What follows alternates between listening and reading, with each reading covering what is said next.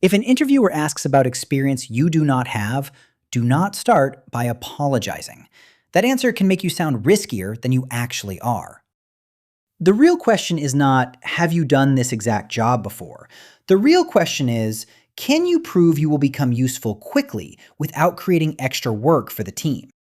Most people answer like this. I know I do not have direct experience, but I am passionate and willing to learn. That sounds honest, but it leaves the hiring manager with a problem. They still do not know what you can actually do on day one. When you lead with what is missing, you teach the listener to judge you through the gap. The interviewer starts looking for proof that you are not ready, instead of looking for proof that your background can transfer. This does not mean you should pretend the gap is not there. A strong answer names the gap briefly, then moves quickly to evidence. You are not trying to sound perfect. You are trying to sound low risk.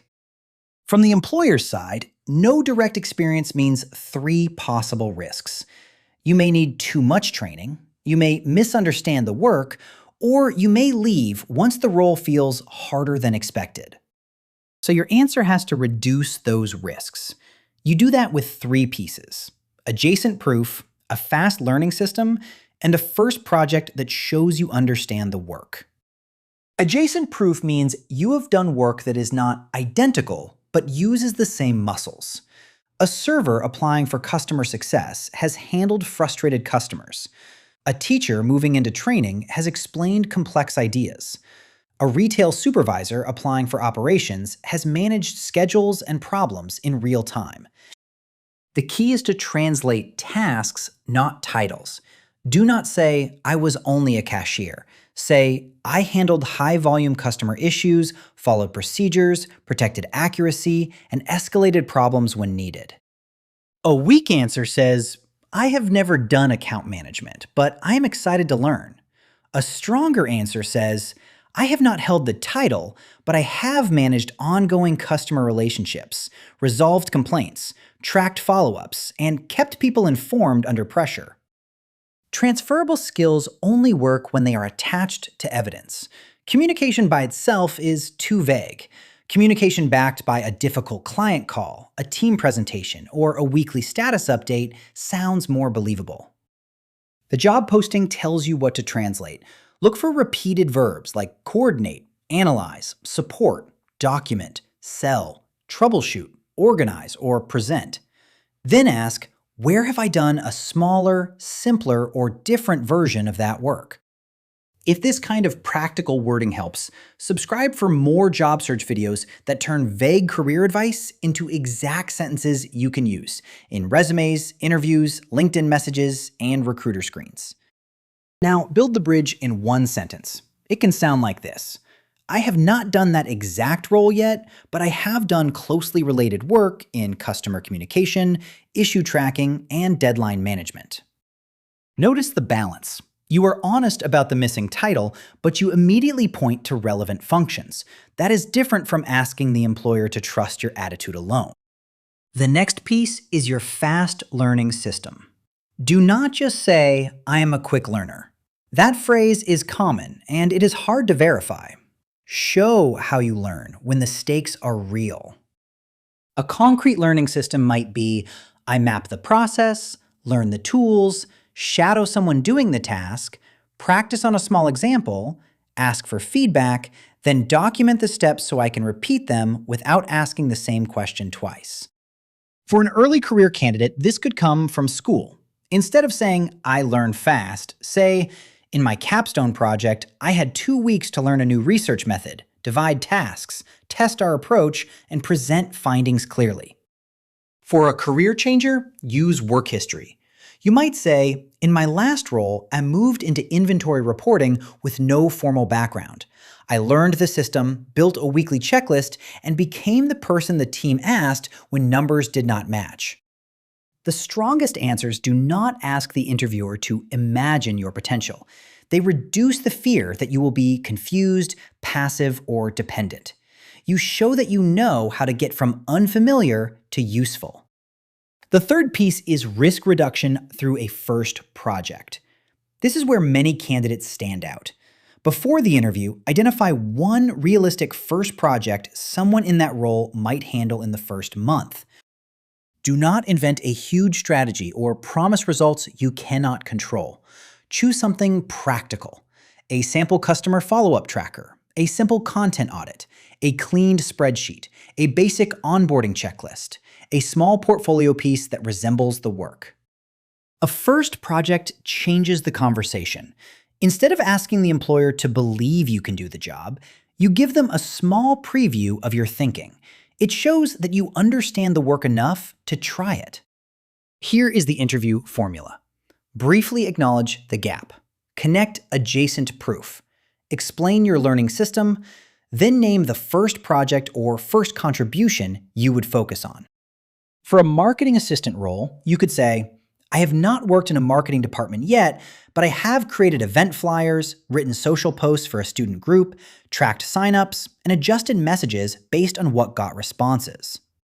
Then add, my first focus would be learning your brand voice, reviewing recent campaigns, and taking one small task like a content calendar update or performance summary so I can be useful quickly and get feedback early. For a data analyst transition, you could say, I have not held the analyst title, but I have cleaned messy reports, found errors, compared weekly trends, and explained numbers to managers who needed quick decisions. Then add, to ramp up, I would first learn your data sources and definitions. Recreate a simple existing report. Ask where errors usually happen, and document the process so my work becomes reliable. For a customer support role, you could say, I am new to formal support software, but I have handled upset customers, clarified the real issue, followed policy, and kept records of what happened and what was promised. There is one important warning. Do not turn transferable experience into exaggeration. If you used a spreadsheet once, do not claim advanced analytics. If you helped with one social post, do not claim campaign ownership. A safer sentence is, I have beginner-level exposure to this tool, and I have used it for simple tasks like updating records and checking totals. I would need to learn your deeper workflows, but I already understand the basics. In a cover letter, do not open with an apology. Open with the match. For example, I'm applying for the coordinator role because my background in scheduling, customer communication, and deadline tracking matches the daily work described in your posting. Then use one short proof paragraph. In my recent role, I coordinated requests from multiple people, kept records accurate, and followed up until issues were closed. That experience gives me a practical foundation for supporting your team. Add a learning line near the end. I am also building direct familiarity with the role by studying common workflows and creating small practice projects, including a sample tracker that mirrors the kind of organization this job requires. Your resume should follow the same logic. Do not hide your experience under a vague objective. Use a short summary that names the target role and the proof. For example, entry-level operations candidate with experience in scheduling, customer issue resolution, records accuracy, and team coordination. Rewrite bullets so they point toward the new job. Weak bullet, helped customers. Stronger bullet, resolved customer questions during busy shifts. Documented recurring issues and escalated problems that needed manager approval. If the interviewer asks, why should we hire you without direct experience, stay calm. Say, I understand that concern. What I can offer is related experience, a clear ramp-up process, and evidence that I have learned unfamiliar work quickly before. Then continue with specifics. The closest match is my work with customer problems and documentation. The main gap is your software, so I would focus my first week on learning the workflow, practicing common cases, and checking my work against team standards. Avoid answers that put all the burden on the employer. Do not say, if someone trains me, I can do anything. That sounds flexible, but it also sounds like the team must design your entire path for you. Say, I know I will need training on your exact process, but I have already started closing the gap. I reviewed the role, identified the main tasks, practiced the closest version I could, and prepared questions about the parts I cannot see from the outside.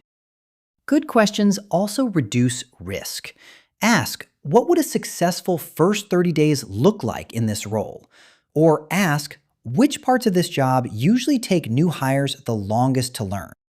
These questions show that you are thinking like a new hire, not just like an applicant.